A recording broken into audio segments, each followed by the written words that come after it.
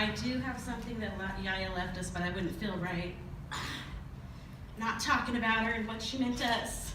So, excuse the tears, but I'm a sentimental one. Okay, sorry, I know probably. Okay. Sorry. Oh, Graham. My Graham was such a special lady. She always made each of her grandchildren feel like they were the most important thing in her world.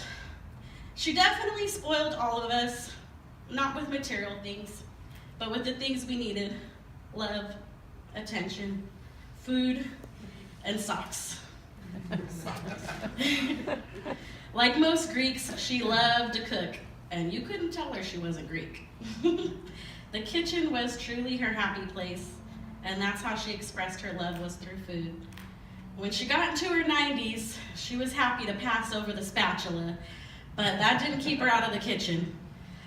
She loved to help, to the point where during Thanksgiving she'd get up and say to me, she'd get upset and say, "I wish you'd let me do something." You know, she just wouldn't go sit down. And that's what I loved about her. I cherish all the memories we made in that kitchen. We shared so many great memories together. Traveling the United States in their motorhome was like the highlight of my childhood. Watching Price is Right, old movies, Shirley Temple. She made me fall in love with the Golden Girls. She was my real life Sophia Petrillo. She had the best one-liners and never bit her tongue.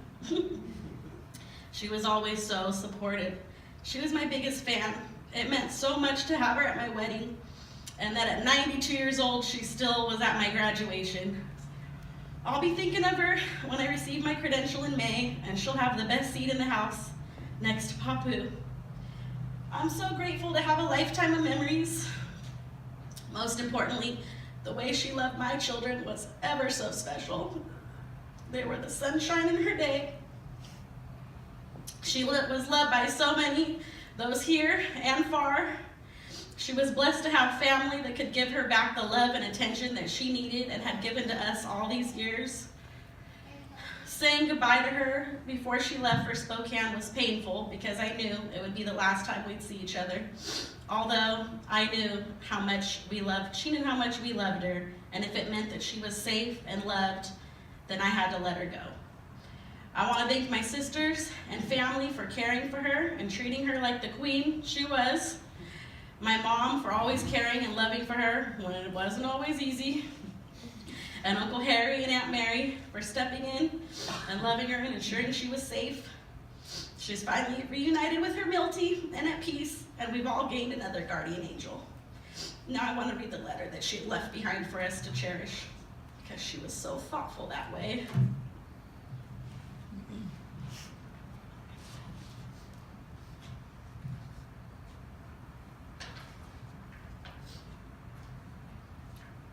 Sorry, I know it's in here.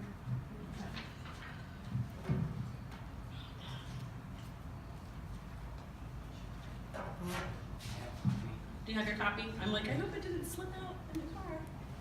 In the back. Okay. Oh, yeah. Okay. To all my children, grandchildren, and great-grandchildren.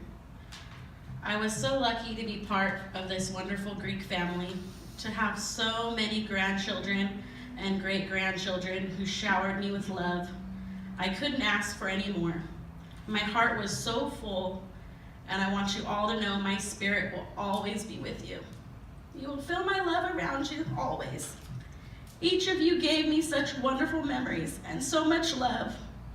Don't mourn me, just have wonderful lives. I love you now and always. Mom, Grandma, and Yaya. Thank you. Thank you all for coming, and all my mom's favorite people are here. I'm gonna try to get through this without crying, but I don't think I'm gonna make it. But anyway, I think her biggest joy in life was being a part of the big Greek family. She didn't have the greatest childhood as a little girl. She told me stories that her father His name was William Francis Kelly. He helped build the Caldecott Tunnel. Some of you may not know that, he was the chief foreman to build the Caldecott Tunnel and a lot of the roads in Oakland. But he was a little bit flawed. He had a drinking problem, and my mom would say that one thing, they lived under depression, that before he would go to the bars, he would go out and buy bologna and food and bring it home for them. And anyway, then she met my dad in high school, and they fell in love, and she became part of a big Greek family, which again was her biggest joy. She always told me a story that my dad was getting ready to ship out for World War II, and he was on the train, and she couldn't reach him to kiss him, and then she felt someone lift her from behind, and it was my papoo lifting her up to kiss him. Anyway, she said she knew then that they loved her.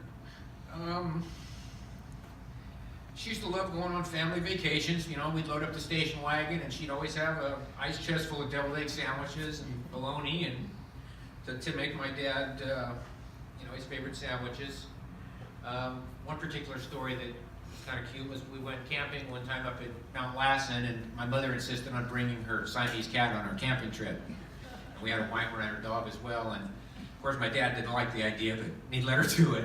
And at some point during the camping trip, the Siamese cat escaped in the campground and headed up into the woods. So my poor dad with the Weimaraner headed up into the woods to find the Siamese cat. And when he came back with her cat, his t-shirt was in shreds. But she got her Siamese cat back.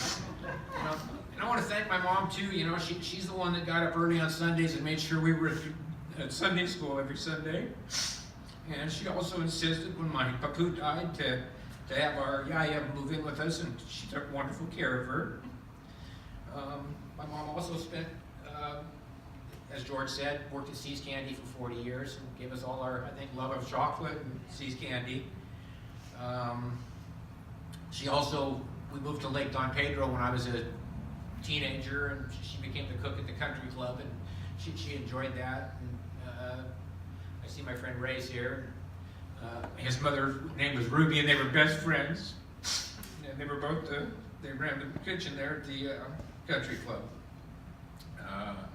And like George said, she was married for 56 years to my dad, and she spent the last 20 years as a widow, and she did pretty well. She lived in her own home up until almost her 93rd birthday, and she kept her independence and did real well taking care of herself.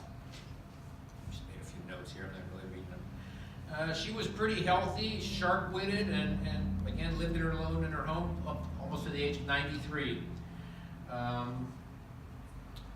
Her final chapter, I kind of want to share what happened there towards the end. It was towards the end of August. I found a caretaker that was coming 3 days a week and spending 3 or 4 hours a day with her. We'd take her on excursions and out to get ice cream. They just loved each other. And there was one day that she didn't answer the door. So actually there was had a lockbox on the door, so I told the lady, go on in and make sure she's okay. And she just had her hearing aids turned off, and she was fine.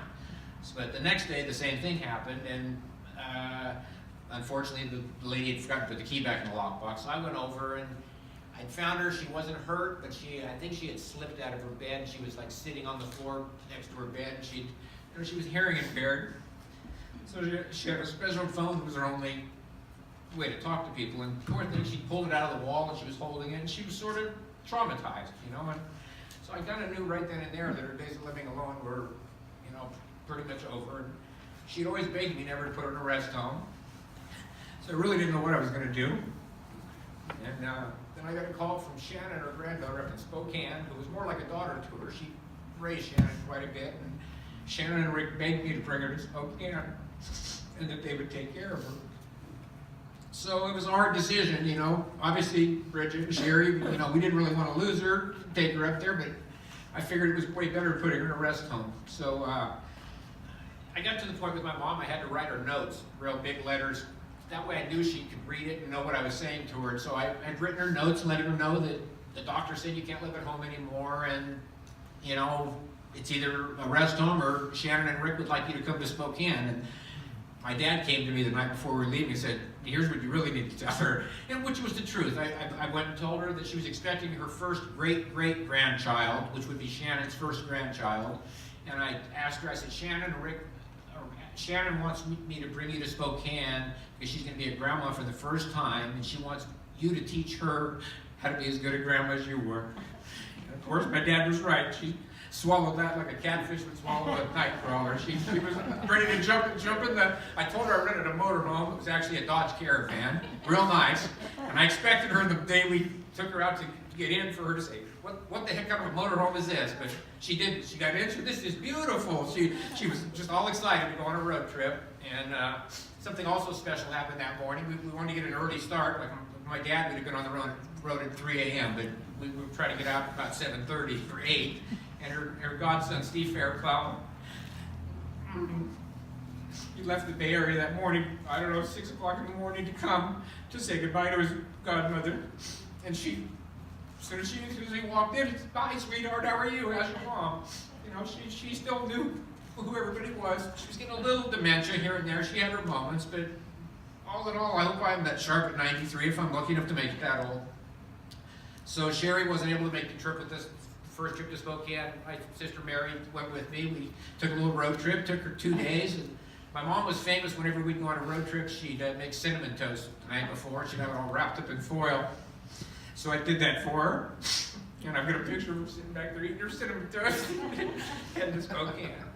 So she had a ball, really. And so then we finally made it to Spokane. We took her kitty cat with her, too. She adopted, I took her to pick out her own cat at PetSmart a few years ago. And it was a cat that she said Mary Frances had one that looked just like this when she was little. You know, the name was sort of Gracie, and that cat, I've never seen a cat adopt a little old lady. That cat loved her. It would curl up next to her at night. She said it would do tricks. She could tell everybody all the tricks this cat would do. And at first, Shannon and Rick were leery about me bringing this cat. And I said, man, it's almost a deal killer. This cat, it means so much to her. So they let me in. Now they have her cat. And it's just a beautiful cat. And so anyway, we get there, and you know, I wanted to make her room there at Rick and Shannon's house. I brought all her bedding from her room, her pictures. I wanted to make it just like her room to death still. And boy, she came up with some one-liners the last 3 or 4 months. She was just precious. One thing she said was when we got there and we were sitting in a chair, and you know, she sees some of her stuff being brought in, and she looks at me. She goes, "I think I'm being railroaded."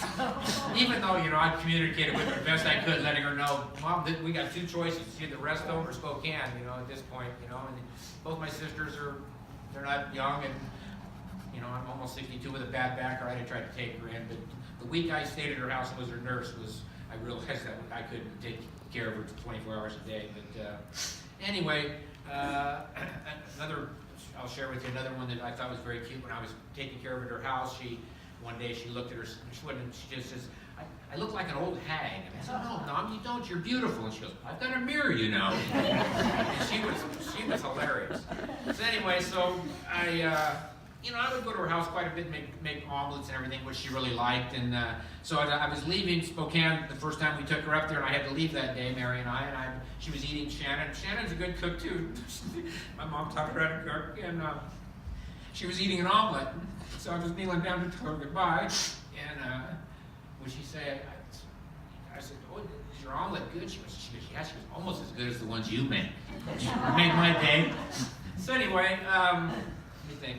Okay, so then I left and came back, and you know, I would talk to her like on FaceTime every day and see her, and you know, she couldn't hear me basically, but you know, I'd give her signals and this and that, and communicate best we could. And she was always, "When are you gonna come see me? I miss you, I miss you." And so my goal was to be there for her birthday. So I'm coming for your birthday, Mom, you know. So her birthday was October 24th, so I flew back and I got there on October 23rd.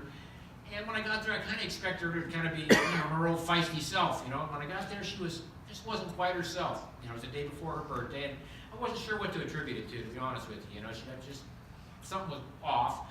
And so, you know, didn't think that much. That night she went to bed, and the next morning I went in. This is her 93rd birthday morning, and my mom loved Dopey.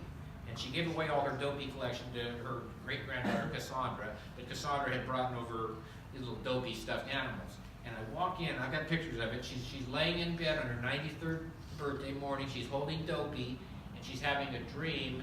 My dad's name was Milt. Most of you know that. She's saying, "Kiss me, Milt, kiss me." And I'm sitting there thinking, man, how precious is that? On your 93rd birthday, to have your husband visiting you. So anyways, she woke up and we made her a big omelet that morning and she ate real good. And one of my most precious moments, I gave her birthday card. I've got a video of her, struggling to read it, but she's doing her best to read it, and enjoying it. And then, she kind of fell asleep, and the next morning she didn't want to wake up, so we got concerned. We called the paramedics, and they came and took her into the hospital. Of course we followed, and it turned out she had a terrible urinary tract infection, which I'm not a doctor, but I've been told, especially when you're elderly, you get a urinary tract infection, the first thing it goes to is your brain, believe it or not. It makes you, that's why she was not quite herself when I first got there. So bottom line, we get her in the hospital, and they're telling me all kinds of stuff. You want us to resuscitate her, we can break her ribs and this and that. Well, don't do that. But they said, what are her wishes? And I said, her wishes, she wants to live to be 100. That's what her wishes. I took her to the doctor, most of her doctor's appointments, that's what you tell him, I want to be 100, and so that's what I had to speak for her. And I said, if she can speak right now, I don't want you to break her ribs, but she wants to live to be 100. So she spent 3 days in the hospital there, and she got better, They put her on antibiotics. They said it was one of the worst urinary tract infections they'd ever seen. And one day in the hospital, I was there visiting her. I had the little dopey doll, and I was going like this to her, and she looks at me, she goes, isn't he cute? I said, oh, he's the cutest one, Mom. So anyway, we got her out of the hospital. She got back to Shannon and Rick's, and everything was good. And then I had to, come back home. And the last really moments I had with her, you'll see one of the pictures, I think it's on the video, we're there, and we're both just cracking up. And I wish I knew what I said. I can't remember what I said.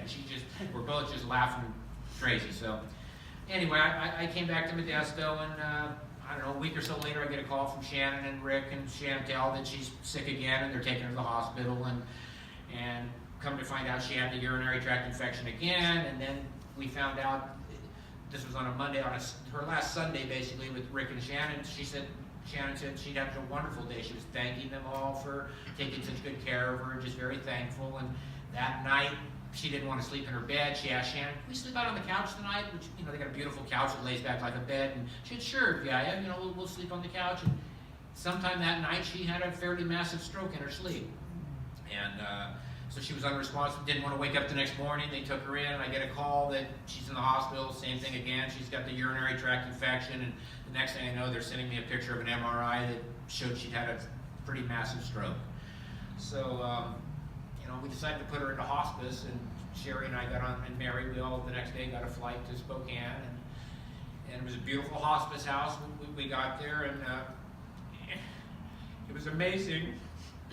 Excuse me. All the love she received back in Spokane by her grandkids, great-grandchildren, and she was expecting any moment her first great-grandchild.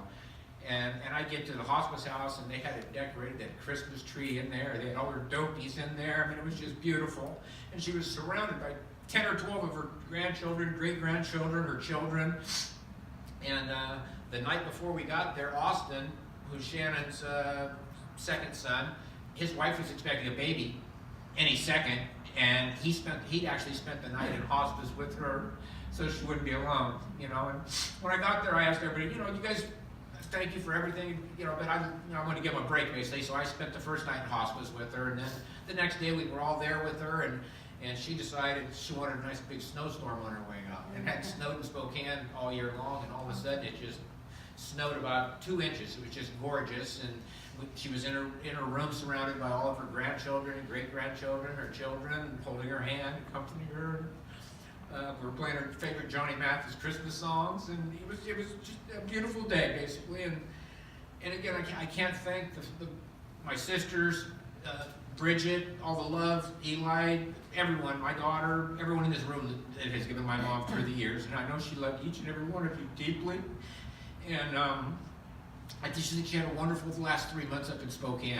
I'd see pictures. Shannon has almost like a little red sports car, and I bought my mom like a little lightweight wheelchair. It's easier to get her around. She can still walk with her walker, but it's easier with the wheelchair. And Shannon was taking her every day. They were going out to Panera where Cassandra works, to have lunch. And you'll see one picture of her eating this big giant burrito. And there was one day one thing she always told me was, my husband told me before he passed away that, Francis, I want you to go once a week and get your hair done.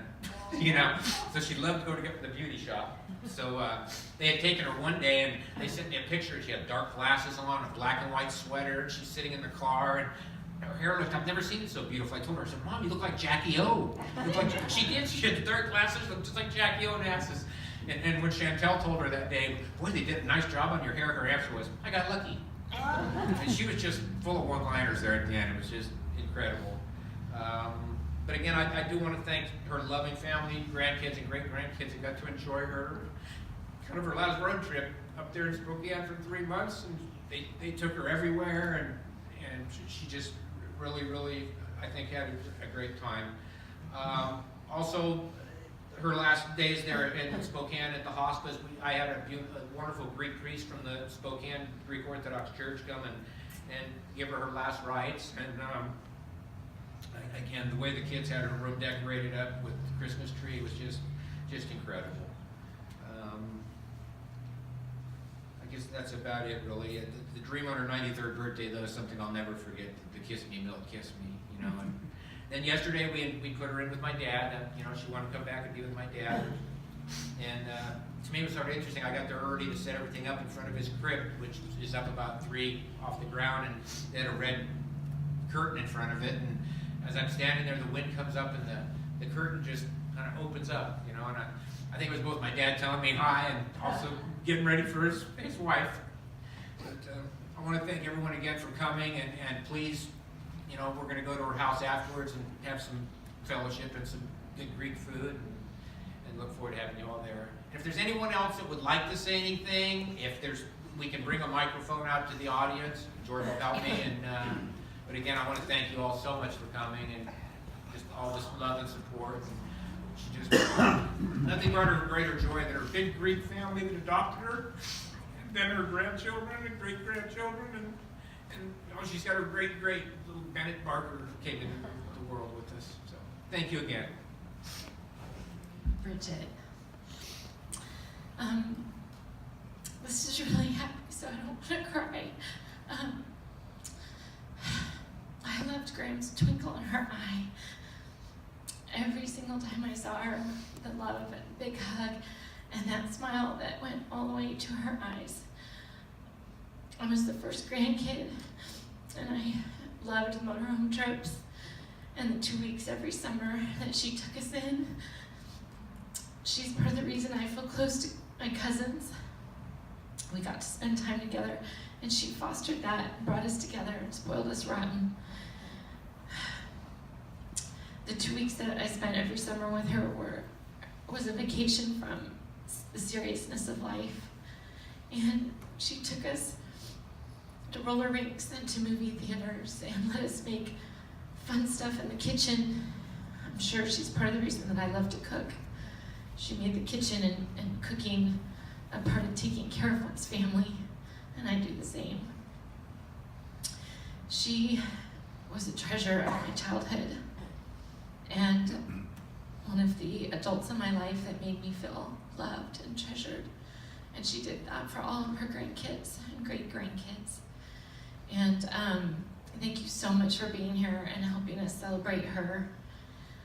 She will be missed so very much, but it's really lovely to think of her with Grandpa and her Milty. And I'd like to also offer a huge thank you to Shannon and Chantel and their husbands and their kiddos for that special time, that quality time that she got to spend with them in Spokane. And for Mom and Uncle Harry for making that trip up there with her, another road trip. So thank you for helping to celebrate her and bringing her memories and her life to life. Thank you. My condolences to the entire Alfier family. Harry. I grew up at Don Pedro, one of the only kids at Don Pedro, along with one of the Clavin boys back here. And I'm so fortunate to have known Milt and Fran. My parents were Steve and Lois. I've lost them in the last 10 years, and my dad recently, and ironically, they're buried out next to Fran and Milt, where the bench is out on Scenic Avenue at the St. Stanislaus Cemetery. I am very fortunate to have gone to high school and to have moved up to Don Pedro when I was 14 years old and met Harry. His dad brought him down to the marina that my dad had just built, and Harry's dad was the head of Boise Cascade up there in the real estate business. And there weren't a whole lot of kids up there, and I was really fortunate to have known Harry's parents, and Sherry lived up there, and I know all about the baklava, and I know about the chicken cacciatore. I know about the one-liners. Milt and Fran had a special relationship. My parents and them were incredibly close. I was fortunate enough to be the guy that rode to school with Harry every morning. We went to Sonora High School together and played sports together and went frog gigging together. And we have a lot of stories that our parents came to our rescue. We'd be hungry. On the way home, we'd stop at the Hacienda and I'd stop and Fran would be there. And you know, there was always a selection of cookies there and all kinds of food. And you know, she knew her way to my heart through food. And I had Fran eating out of my hand the very first time I met her. I was known as Eddie Haskell. I told her how beautiful she looked when I first met her, and she was a beautiful person. She had an interesting personality, kind of dry and sharp. And I learned a lot from her in that sense. And I know Sherry's a lot like her, and Harry's a lot like her, and Milt was just the opposite. He was the guy that loved to play golf and loved sports, and Fran was the one that everybody described her as a family person, and she did a great job raising her kids. I've known Mary for a long time, and Dick down there, and Alex, you lost your grandma, and I feel for you, and looks like you've got a nice boyfriend. And tell you, my childhood growing up around the Alfier family was second to none, and I'm just so fortunate to that my parents were so close, and I looked at Fran as my second mom, and I always will. And I love you, Fran. Well, starting it off with, when I heard your Bible verse, it was surprising, wonderful, and a shock. Because yesterday, at the internment, I used the same one. All right, we're in the same book. And it came about because at one point Milt was questioning the hereafter and what goes on, and Mary Frances was visiting, and she went in to talk to him. And of course, as you all know, Milt was in real estate. And so Mary used that part of the Bible and told him that there would be a house for him. And Milt got all excited. A house? How many? And part of what I said too yesterday was that Fran was a good sport. Milt went from house to house to house to house, and Fran took care of it. One thing I thought, as you gathered, there was a bit of feistiness there, and she let Milt go hunting and fishing, but their agreement was, Fran said to him, you bring it back, you clean it. I'll cook it, but you clean it. And her bacon-wrapped quail, oh, if you've had any of them, amazing. And then as we pulled in this morning, Mary Frances said, Yaya and Papu really did something. I'm not quite sure, but she said the whole family rallies. The whole family rallies. And there's another person here who came from a small family, as I did, in different events into that. I think one of the things that attracted me to my lovely wife, besides her smile and feistiness, was the fact that she has a large family with a lot of love and acceptance. And it goes all the way back to one of the times I saw that was when Harry was very sick and got pronounced with AIDS. And what did the family do? They rallied, they hugged, and this was in the dark ages when we didn't know much about it. And that was one of the most spectacular times, I thought. And then our son was getting married, and he said to his wife, you know, I have a large family. Oh, that's all right, invite them all. And then she got the list. What, are you kidding? And so Mary Frances, trusting in God and the family, she put together my big, fat, non-Greek wedding. And it was on the beach, whatever it was, a couple of weeks before. And y'all came, and y'all were so loving, and turned out to be a very nice time. And so, what did Yaya and Papu do? And how did it start? And where does all this bonding come from? I heard someone else today say, they had a friend who looked at the Alfiers and said, I want to be a part of that. thank you all. Oh, and the love you showed me. One of the, 53 years ago, at least in 54 or 5 when we said we're going to do it, non-Greek, of course, and you all accepted me in. And God bless my in-laws. We got married in the Catholic Church, and Mary Frances and I still talk about that. You know, what was it like? And Milt was the kind that wouldn't tell you if there was something wrong, unless it was really wrong. And Fran went along with it, and sometimes like the grandchildren spoiling him, other times just going along with it as best she could.